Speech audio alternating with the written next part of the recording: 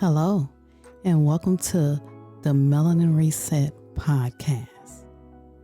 This week's episode is about 3 different things I want to get into that affects us being a transcending people.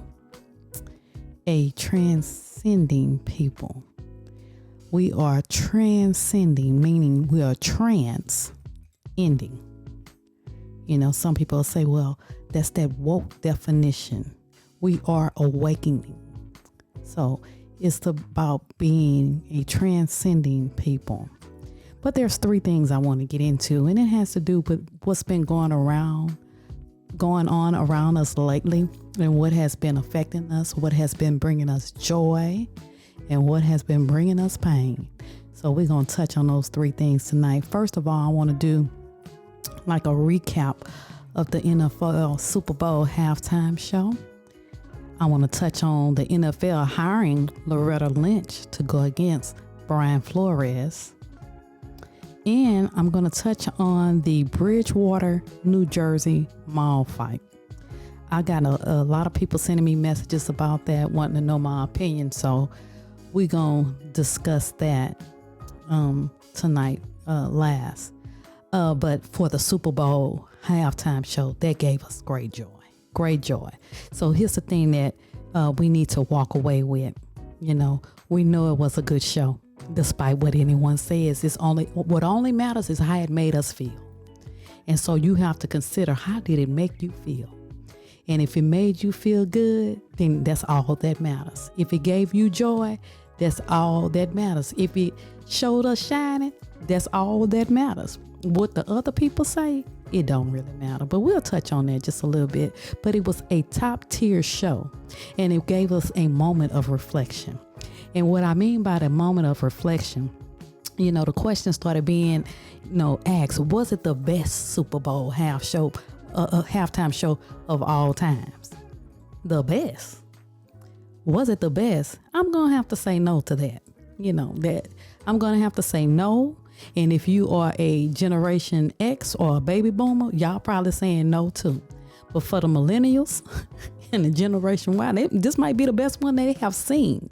So they have seen and they have experienced. So we're going to let them have that. But for us, the answer is no. And the reason why I can say no, number 1, Michael Jackson in 1993. Michael Jackson set the bar for Super Bowl halftime shows. Yes, he did. Nobody had ever done it like MJ. So Michael Jackson in 1993. And the only reason why I'm giving him the number 1 spot is because he set the bar. Then in 2007, guess who smashed it? Prince. Prince, that's my all-time favorite. Prince played, sang, and danced in the rain. Okay, it was one for the Super Bowl halftime show history books. It was an awesome show. My number 3, Beyonce in 2013. I couldn't help but love that one because she brought back who? Destiny's Child. Kelly Michelle was on the side of it. Even if it was just for a set, it was beautiful and it was magical and it was just excellent. Okay. Then my number 4 is this past Super Bowl. Oh, baby, this past Super Bowl halftime show with Dr. Dre, Snoop Dogg, Mary J. Blige, Kendrick Lamar, Eminem, 50 Cent, and my boy, Anderson .Paak. Okay? Anderson .Paak, if y'all don't know him, he the drummer. He's the second half of Silk Sonic, but the boy stands alone. Check him out. He is incredible. Okay, but Dr. Dre, Snoop Dogg, Mary J. Blige, Kendrick Lamar, Eminem, and 50, they did the doggone thing. They did it.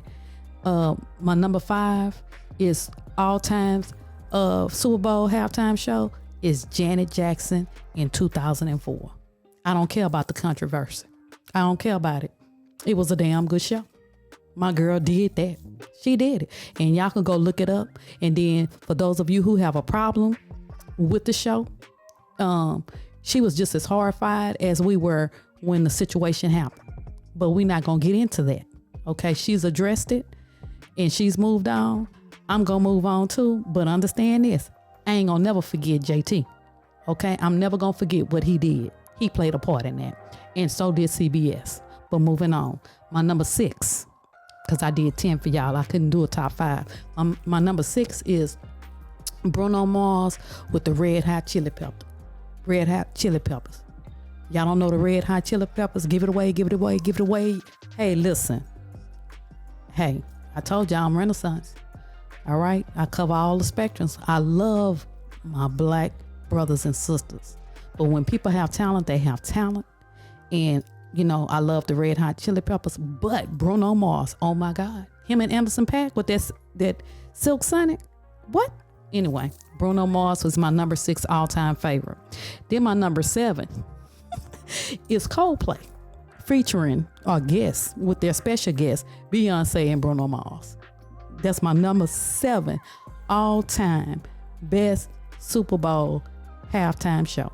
Really, Coldplay was their special guest, but hey, we're going to, however we want to, they want to label it, that's fine. But in 2016, when Beyonce came out there with the chicks with the berets, rocking the Afro puffs and shutting down, hey, listen, with Bruno Mars, come on. Coldplay was an asterisk. Bless their little hearts. Don't do that till they did that to themselves by choosing them. Then number 8 is J-Lo and Shakira in 2020. My number 9 was the Black Eyed Peas, Usher, and Slash in 2011. And my number 10 all-time favorite Super Bowl halftime show came from none other than the boss herself, Miss Diana Ross. And that was in 1996. Y'all go check those out on YouTube. Y'all look it up. Now, we're going to get into the second half of this Super Bowl thing because we ain't through talking about it. But the question has been asked, did the NFL try to downplay our blackness to their mainstream audience? Did the NFL try to downplay our blackness to their mainstream audience? And for that, I'm going to have to say no, even though some people may disagree. You know, I'm going to say this. The NFL may play crazy, but they're not stupid. Even so, there were several things that we need to take a look at that happened during this Super Bowl or this Super Bowl halftime show. Number 1, Eminem took a knee. Okay. It was reported that the NFL didn't want anyone to kneel during this Super Bowl, but Eminem took a knee and he played homage to Kaepernick by doing that. You know, anybody that follows him or is a fan of his know that he supported Kaepernick all the way. Some people have also said it was Eminem taking that knee is because he was playing homage to Tupac. At the time when he took the knee, he had just finished his song, Lose Yourself, and Dr. Dre had sat down at the piano to play I Ain't Mad at You by Tupac, or The Barge for the seasoned folks, or you know, for the old school. It wasn't The Barge though, it was Tupac, I Ain't Mad at You. But he sat down and played at the piano, and Eminem took a knee. Now, Dr. Dre said in an interview with TMZ, Eminem did that on his own and nobody had a problem with it. So for me, of course, the NFL is not going to have a problem with it. Why? Because they rocking with a lawsuit right now. Okay, but anyway. Dr. Dre said no one had an issue with it. And we'll talk about that lawsuit a little bit later. Dr. Dre also said that there were minor changes that the NFL requested. One had to do with Kendrick Lamar saying something about the Pyrus and the Crips at the beginning of his set. They had to take that out. He said it was no big deal. And that brings me to my next point about what we need to pay attention to. Kendrick Lamar's lyrics, "We hate the po-po" in the song "We Gonna Be All Right," either they were muted or he didn't say it. But Dr. Dre certainly did say he's still not loving the police while performing. And that's important because Dr. Cornel West took to Twitter and said that the only thing he didn't like about the Super Bowl halftime show is that no political statements were made. Well, he missed that. And he probably would, because he probably don't follow hip hop as much as we do. But nevertheless, the brother is up on the hip hop, but that may be something that he missed. So I disagree with that, because both of those brothers stated what they stated in relation to police reform. And we're going to discuss that because we're going to talk about that fight that happened in the mall in New Jersey later on. So just hold tight. And number 3, I need to mention about the NFL Super Bowl, the halftime show, or just the Super Bowl overall, is the hypocrisy in the NFL, or of the NFL. Did any of you notice the words "end racism" in the end zone? Yeah, that was cute after they whiteballed Kaepernick for choosing to quietly protest against police brutality and pointing out the racism that we experience in America. Okay? But they had "end racism" in the end zone. And another thing, it's the lawsuit. The lawsuit. They've been hit with a racial discrimination lawsuit. So I will say this, there are a lot of people who have fallen out of love with the sport since the NFL has made it crystal clear that while 70% of their players are black, there is limited to no room at the top for black people in positions of leadership or ownership in the NFL. Now, we do realize that power comes with leadership, but the NFL owners control all the power, and they are the ones who are choosing the leaders of their teams, which brings me to my next topic, the lawsuit. And we're still talking about the lawsuit between Brian Flores, the lawsuit where Brian Flores is going up against the Shield. He's going up against the NFL. So check this out. The NFL has hired a black woman who is phenomenal as their defense attorney against the NFL. Now, her name is Loretta Lynch. And if her name sounds familiar to you, it should, because she served as the U.S. District Attorney, the U.S. Attorney General, during the last 2 years of the Obama administration. She made quite the stir too. If y'all remember, she met on the tarmac, met President Clinton on the tarmac, and his wife was running for president. So the Republicans had a ball with that. But anyway, this chick has been tapped as a defending attorney for the NFL in the Flores lawsuit. I will tell you all, like I told one of my best friends, this shocked me, but I wasn't surprised. It's classic textbook white supremacy. Lynch and Flores are both pawns in the NFL game of racial chess. And let me explain that.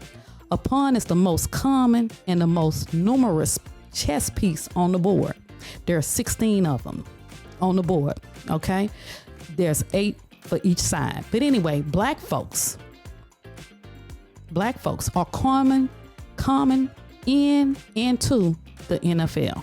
So anyway, the pawns are set up on the second rank directly in front of the major pieces on the board. So who are the major pieces in this racial chess match? I'm glad you asked. It's the NFL and their 32 teams. They are the major pieces.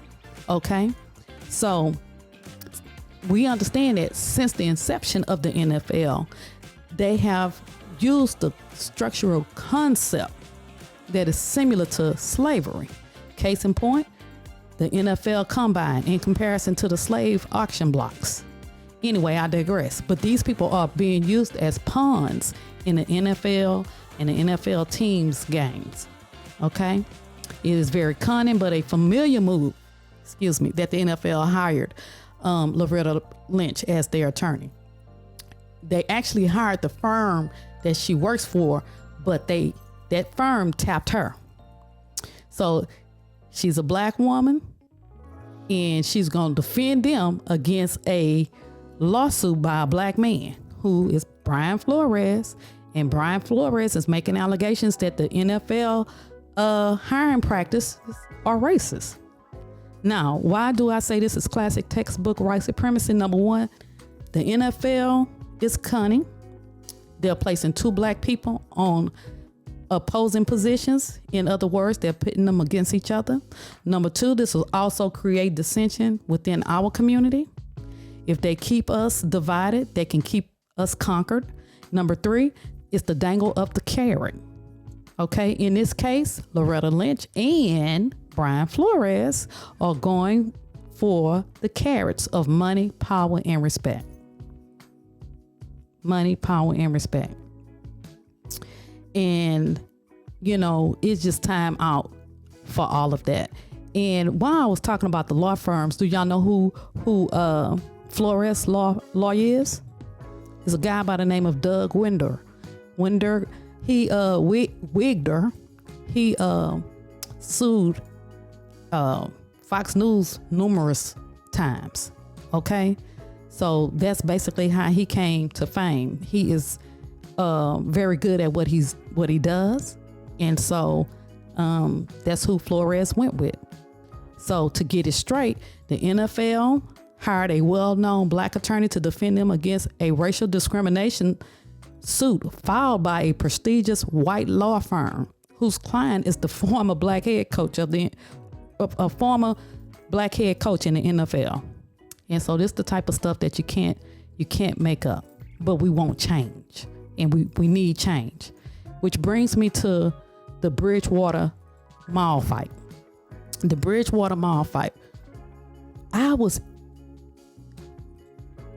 just floored with the amount of questions people were sending me. And I'll be saying to myself, now, I understand that I'm opinionated and I don't have all the answers, but I appreciate y'all wanting my opinion and tapping me for knowledge.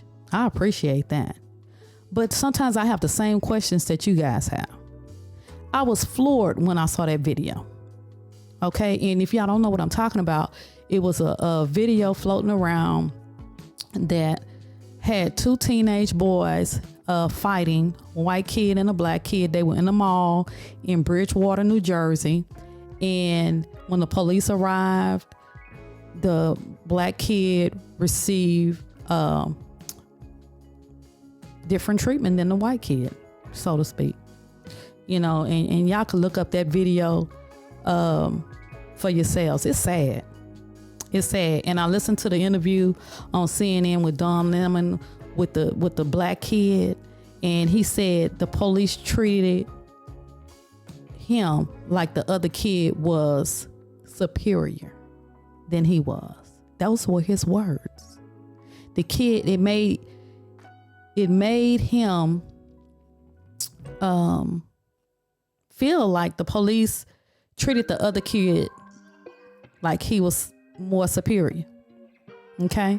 But anyway, the question that I got asked the most was, why was this black kid treated like this? Why do this keep happening? Why do we keep seeing police officers do this to our kids? Why are they roughing our kids up? Why are they handling our kids like this? Yada, yada, why? Why does this keep happening? And I'm going to tell y'all, it is 3 words. And remember these 3 words. Implicit racial bias. It keeps happening because of implicit racial bias. Implicit racial bias is best described as when folks have attitudes towards people or associate stereotypes with them, in this case a black teen, without conscious knowledge. This was a classic case of implicit racial bias. Then they wonder why we say that there's racism embedded within the systems. This is a classic example for America to see. I hate that that young man had to go through that. I hate that he had to experience that, but I am relieved that he is still alive to tell us the story. And with that story, with him telling that story, change will come. Even the white teen is speaking out about the desperate treatment of the black teen. Disparate treatment of the black teen. So at the end of the day, police reform across the country is needed. Remember y'all heard defund the police, defund the police, defund the police. Black lives matter. Black lives matter. Black lives matter. That's why we were saying that. But defund the police was misinterpreted by conservative media, and everybody jumped on there narrative. But what defund the police meant was to reallocate the funds of the local police departments, to put them in training such as diversity and inclusion, to put in training such as de-escalating a situation, to reallocate it to neighborhood community centers instead of buying military equipment for local police departments. What you need that for? But the narrative was usurped by conservative media. So defund the police meant the same thing when folks wanted to defund education. Y'all remember that? Anyway, I digress. This happens too often for folks to keep turning a blind eye to it. And in my opinion, these officers should be relieved of duty. And I know that won't solve the issue, and history has proven that. But the thing that they have that a lot of us don't understand is a thing called, or a doctrine called, qualified immunity. Okay? And qualified immunity is a doctrine that states that police officers can't even be put on trial for using excessive force unless the person suing proves two things. So it's a means test. And here we go. The evidence shows or could convince a jury that the officer used excessive force, and 2, the officer should have known they were violating clearly established law because a prior court case had already deemed similar police actions illegal. Y'all, come on. So it's a 2-part test. That means if a court finds that an officer used excessive force, it will grant immunity if the facts don't match an earlier case finding the same conduct to be illegal. Somebody say catch 22. The words clearly established alone makes it hard to win a case against a police officer. So this is why these things keep happening. This is why. This is one of the major reasons why. And we tried to get it done away with at the federal level, and it hasn't happened yet. We need more Democrat senators. That's a topic for a different day. So the only way to solve the issue is by reforming policing in America. Being that policing started with the slave patrol, it should be extremely clear to see why Black folks and people of color keep saying racism, or is embedded in racism, or in this case, racial bias is in the system of law enforcement. So how do we change it?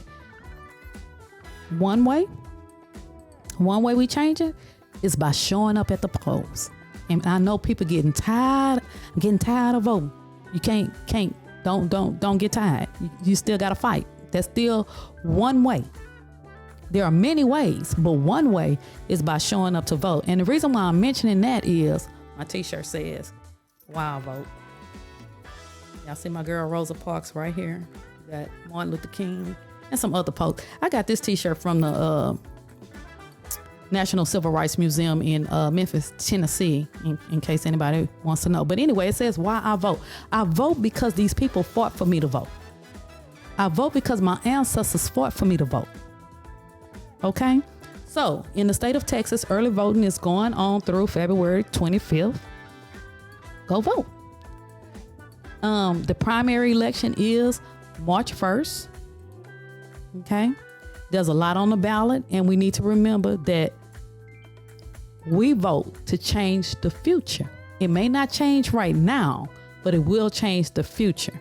Now, we got the midterm elections coming up in November. So that's why we're voting to see, which candidates go win the primaries now. So go vote right now for your candidate that you would like to see. He may win and he may not. But only one way to be assured, go vote. So with that being said,